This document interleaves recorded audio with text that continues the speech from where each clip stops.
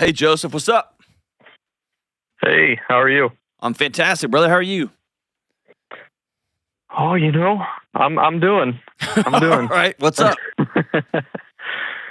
So, I'm going to be 23 next week. Been married for almost 2.5 years to my wife. We got married. I was 20, and she was 19 when we got married. And I guess I struggle with a lot of fear, anxiety, and just worry constantly. I think my brain is just constantly overthinking everything, and it's kind of exhausting. And I think it takes a toll on my marriage, and just I'm not able to show up as well as I think I'd like to, just because I'm so in my head that with every decision I'm making, I'm like having this insane internal dialogue, and I can barely even Have you trust messed my something own up big thoughts. in your life? Like, do you have some memories of doing something humongous and stupid? It's just me and you and a couple million people. Just be honest. So, I mean, I know that a lot of my fear, all of that stuff comes a lot from my upbringing. I would probably say, just because I saw a lot of divorce, I saw cheating, I saw death threats. My grandpa held a shotgun up to one of my stepdad's heads at one point. I've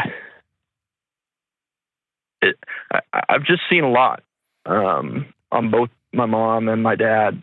I want to go one I've step never deeper. seen More than seeing it, you've experienced it, Yeah, right?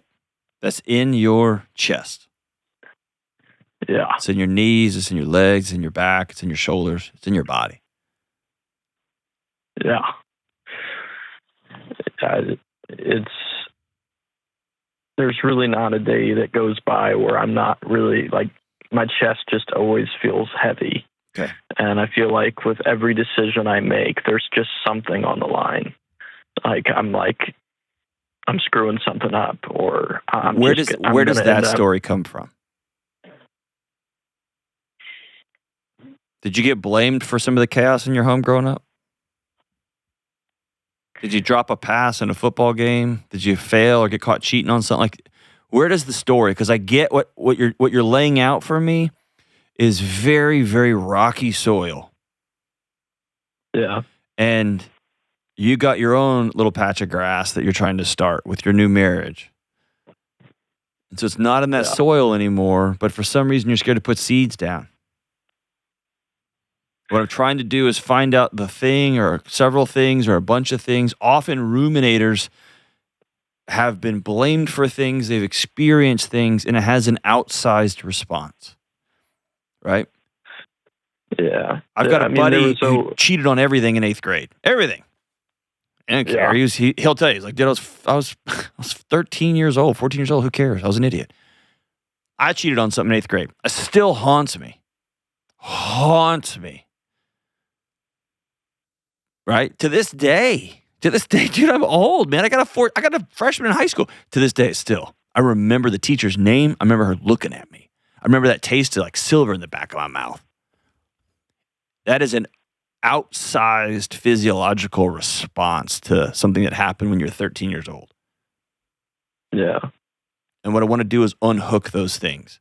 Give me an example of something you've blown or screwed up in your life, or something you've been blamed for. I mean, whenever I got introduced to pornography and those things when I was really young, and I didn't necessarily get caught. I actually came to my parents and told them, but I've had a lot of shame about it my entire life, and I even early on in our marriage, I was really into it because me and my wife, we waited until marriage to have sex.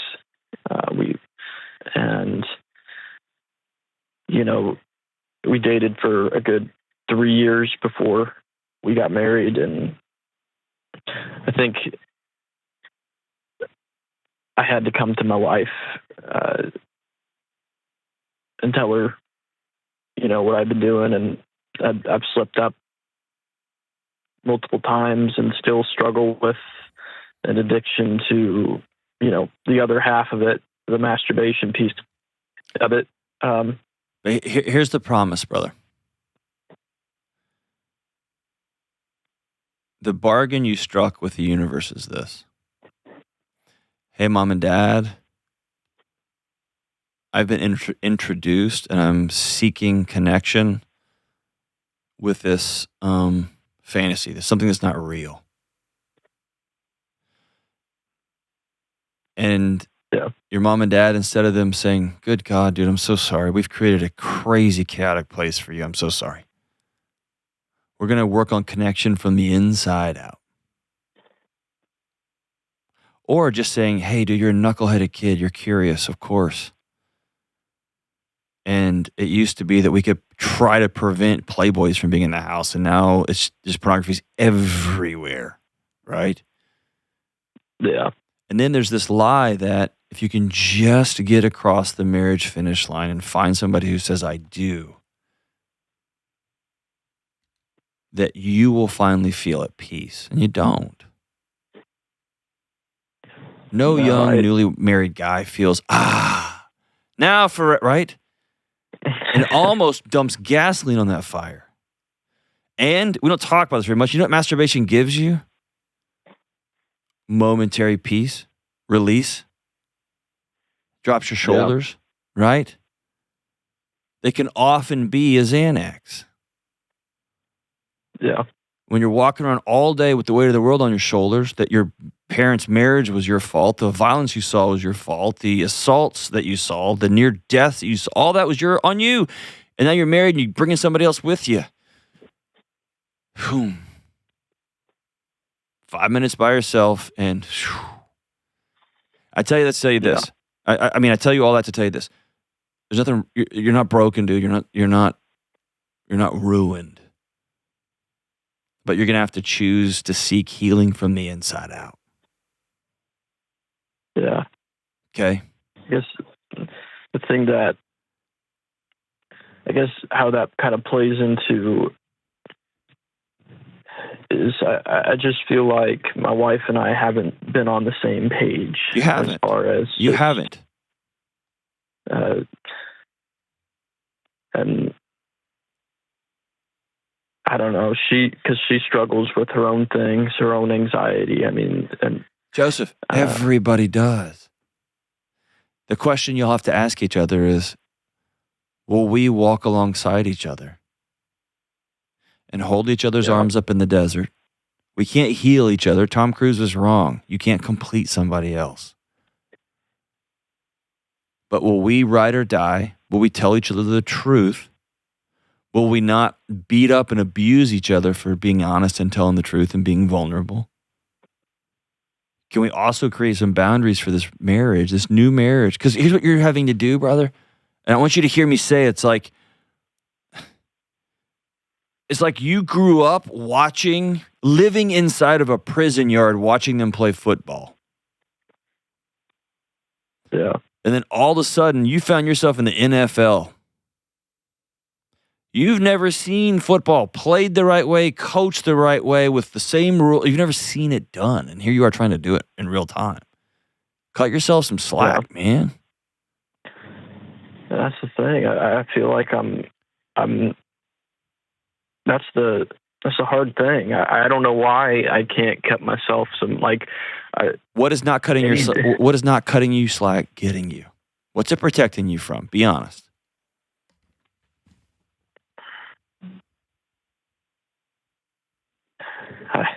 I don't know. I'll tell you what it's protecting you from. You being quiet and you keeping secrets from your new wife keeps the possibility in your mind that she's going to see all of you and know you. And just like your parents, find you lacking. And so I'm going to have a secret fantasy life. I'm not going to engage. I'm not going to say, hey, I miss you. I'm going to just go jerk off and call it. I'm not going to go for a walk and go lift weights and go do these things. I'm just going to try to earn money and try to get status over here. And I'm going to avoid the messy, vulnerable part of, hey, I miss you. And I've never even seen this done right. The thing, so I've had all these, I feel like I've had these conversations. My struggle is that I feel like whenever I say my wife and I are not on the same page, it's like I've been trying to get us to go to therapy together. There's this couple that I really appreciate. I told her the other night, I'm trying to get a dinner scheduled with them, and she's very hesitant about it. But I was like, I really like the way that they love each other, and I want that for us, you know. And what does she say? I just sometimes, you know, she says, you know, I'll do the dinner, but I'm not going to promise you anything, you know, like that I'll, I guess. So maybe you're on the other side of what I'm saying. Maybe it's already happened. Maybe you've already said, hey, this is me. And she's like, yeah, I don't want that.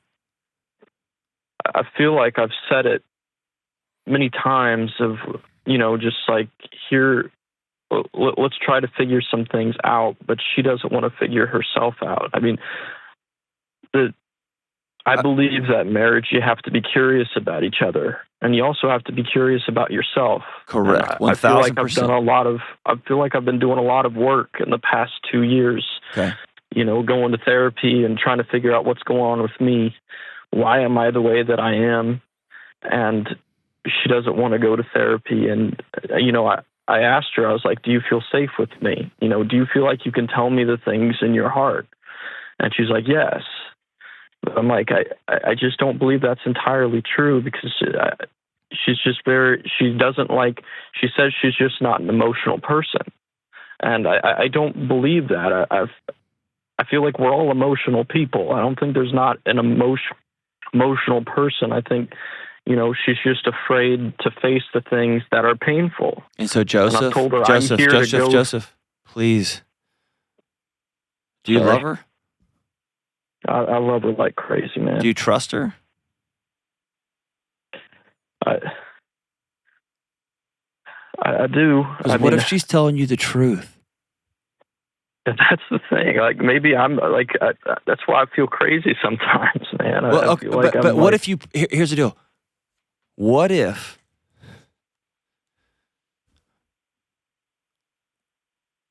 she's not real demonstrative?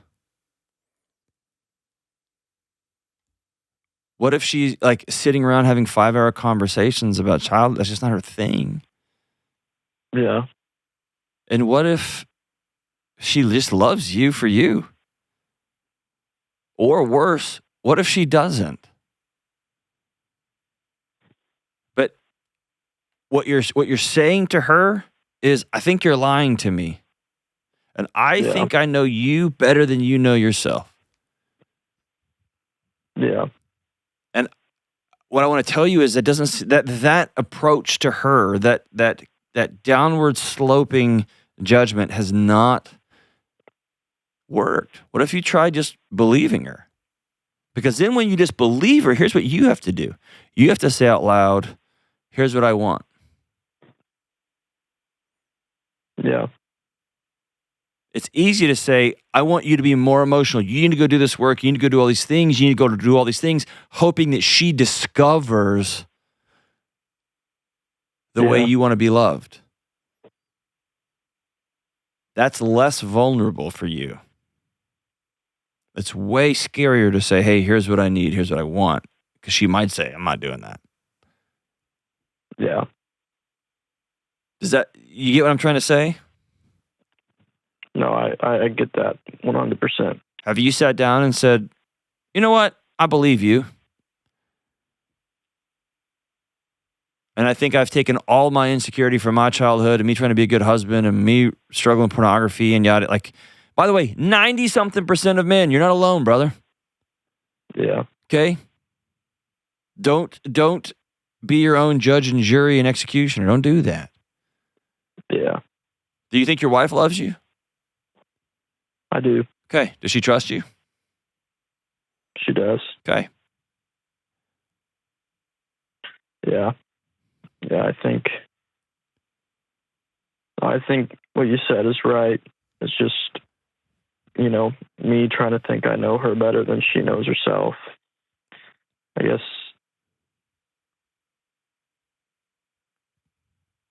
I don't want to be doing that. But here's the scary other side to that. Do you love her for her? Do you love her as she is right now? Yeah, I do. Okay. If there are things in bed you want to try, if there is affection that you want, if there's a daily check-in that would really matter to you, if there are things in your home that y'all need to reimagine, y'all been together for 3 years, or you've been married for 2.5, 3 years, and there's some things you want to reimagine in terms of like household domestic stuff and money and like, man, have those conversations. Yeah. Put it on the table.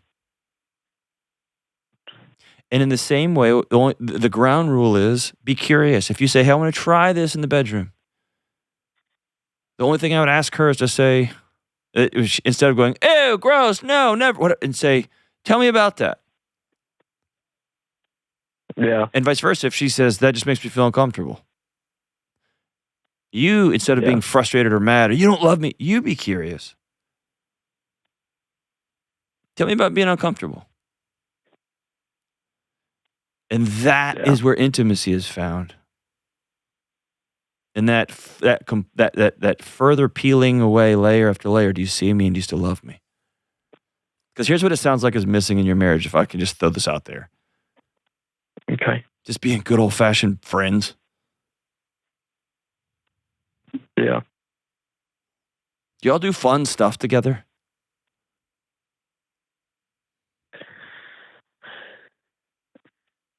We sometimes we'll play a video game together. Boo! Boo! Do y'all do anything fun? Not as often as I would like to. Does she not want to do fun stuff with you? No, I don't want to say that she doesn't want to do stuff that's fun. The thing that is hard for us is our work schedules. So she gets up really, really early, and she's done with work around 1:00. And then I get done at work around 5, and I'm home by 6, and she's going to bed by 7:30. So it's like by the time I get home and we eat dinner and do dishes, she's hitting the hay. And that to me is something y'all need to talk through. Because here's what's getting in the way. Your work schedule. And if y'all are doing this for a short period of time, you're doing this for 2 years while she gets promoted or you go to grad school or whatever the thing is, fine. Every couple needs to go through those periods, right? That's great, fine, wonderful. But if you have found yourself 2 years into marriage, you're 23 years old, and your work schedules are dictating your joy, your work schedule, not even the work itself, but the work schedule is dictating your life around it, man, that's a recipe for a crash for your marriage. Because both of you are going to be starved emotionally, intimately, and somebody in another context will fill that void, or you'll go completely dead. Yeah. You have to have intentional connection points. And that may mean one of y'all sits down and says, all right, I'm going to start working towards a new job because I don't want this to be our life. Yeah. Or maybe you say, we're just doing it till we're 25 and we don't owe anybody anything and we get to pay for a car and then we're going to go do something else. That stuff's all good. And then you just have to be really intentional about, I always tell people put date nights on, put sex on the calendar. Underneath that is find things that y'all just love doing. Yeah. And it might mean you got to learn how to do something dumb, right? And I say that you think is dumb. It's not dumb objectively. Yeah. My wife's obsessed with gardening. She loves it. I just never was, but eventually it became up to me. I am going to get interested in gardening. And now I'm kind of a nerd about it. I've got boxes of seeds and starters. I can't wait, right? I'm all in. But it became, I want to connect with her. Yeah. And on some of my nerdy things, she has done the same thing. So it's just about, dude, sometimes it's about not overthinking it. It's just being like, dude, let's go hang out. Where can we do that? Yeah, that's good. Is it fair that you miss your friend? I think I've just kind of felt alone a little bit. Hey, no. Don't hedge that. You've been hedging your whole freaking life. Will you be fully you for a second? Yeah. I think you married somebody that you love and you care about and you're really close to. And like most of us growing up in your situation, you put a lot on this relationship. Yeah. This was going to be what healed you. And a 3-year-old marriage can't carry that weight.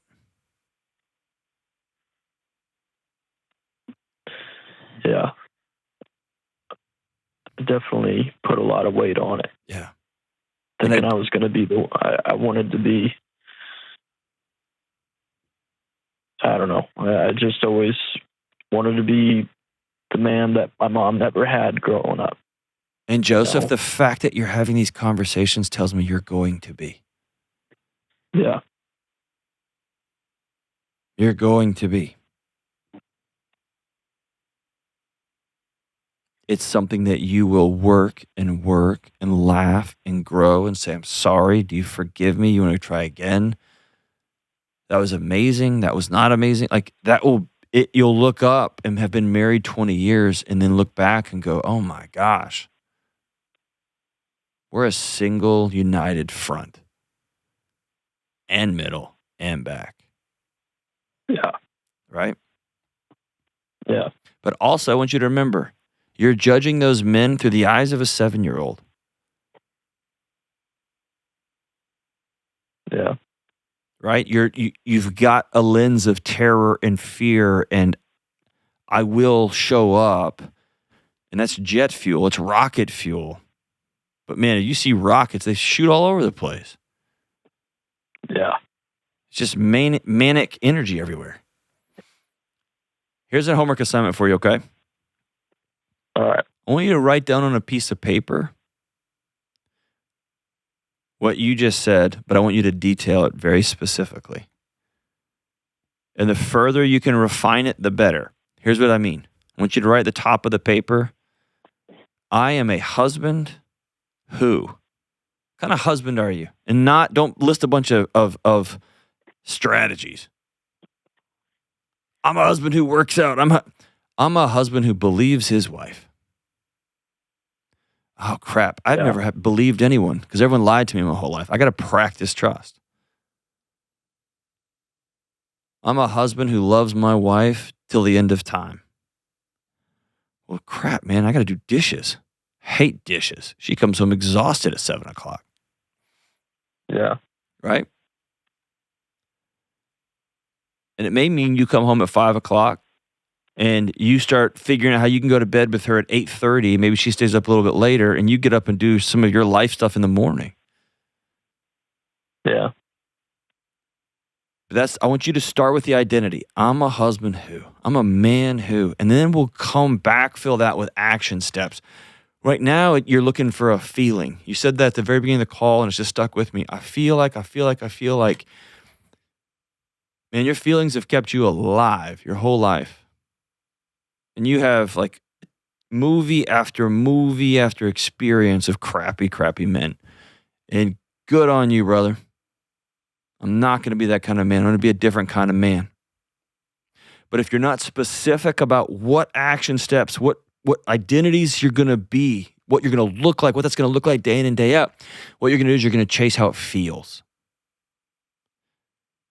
I want to feel like my wife loves me. I want to feel like my wife is happy. I want to feel like my wife has got everything she wants. I want my wife to make me feel like, and now, crap, I became those guys.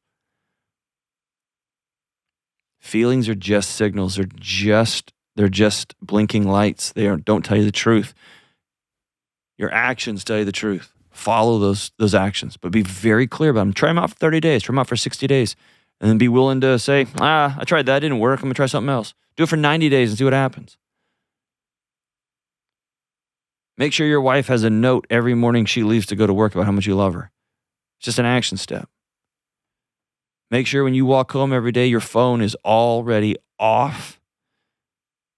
And you walk in and hold her face. You set your bag down, you hold her face, and you just put your forehead on her forehead. 10 seconds. Make sure you go preheat her side of the bed if you got an electric blanket during the winter. Whatever you got to do. It's about the action stuff. And I'm telling you, the feelings part will follow.